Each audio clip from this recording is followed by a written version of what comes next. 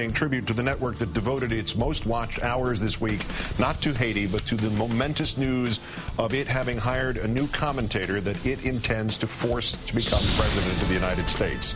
It's tonight's worst persons in the world. The bronze to Sean Hannity of Fox News.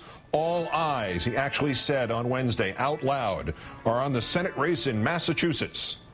He said this and seemed to believe it, while hundreds, maybe thousands, still lived trapped in the rubble in Haiti, among them people who are from what Sean Hannity modestly likes to call Hannity's America. The runner-up is Glenn Beck of Fox News. His inability to grasp the world around him has never been more clear than this past week, talking not about Haiti. That would require not wasting an hour for an exclusive interview with a woman they're now paying to be on their channel anyway, but about Barack Obama.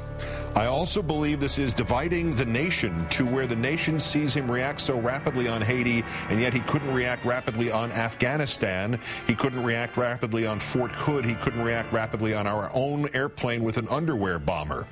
Imagine, this man continued, if George Bush would have waited several hours before he came out with a press conference on this, and then he would have been at a place and he would have said, hey, by the way, I want to thank everybody, and hey, shout out to you and shout out to you, and it's great.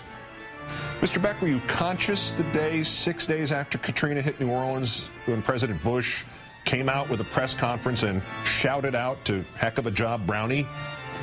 No wonder Mr. Beck is limited to exclusive interviews with Sarah Palin and breathless confessions that he'd written a Dear Diary note to himself about how nervous he was about meeting her.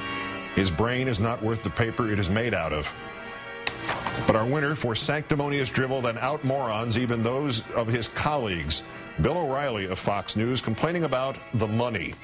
President Obama, he said, should not just promise $100 million with no accountability. Every dollar needs to be managed, and if that means the USA calls the shots, Talking Points says good. Talking Points is believed to be his invisible friend. And I believe the Haitian people would say good as well. We handed umpteen billion taxpayer dollars to the Blackwaters and Halliburtons in Iraq. No accounting, no accountability, and no complaints from Bill O'Reilly. In Haiti, he continued, billions of dollars have gone right down the drain. In slums like Cité Soleil, neighborhoods are run by drug dealers, voodoo priests, or common extortionists. State relief workers give food and clothing directly to Haitians in need. Odds are, as soon as the relief person leaves, a thug will steal the charity from the poor person. Block by block in Haiti, gangsters rule. How inconvenient for Mr. O'Reilly that so many of those neighborhoods have now been destroyed, and so many of those voodoo priests have been crushed to death, where the people who know what they're talking about told him to his face that he was wrong, like Sophie Delaunay, the executive director of Doctors Without Borders. O'Reilly, did they try to extort money? I've been to Haiti, and those people are rough people. They'll chase you down if they can. Dr. Delaunay, no, we didn't experience this kind of problem. Later in the same interview, O'Reilly, but you haven't been shaken down by the gangsters? Dr. Delaunay, no. O'Reilly, they haven't come in and stolen your supplies or anything like that? Dr. Delaunay, no, we haven't.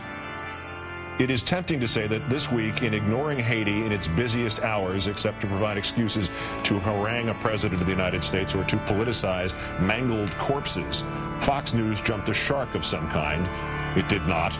It is serving its audience and the dream world in which it and they live, just the way its audience is served by, another's audience is served by, Cartoon Network.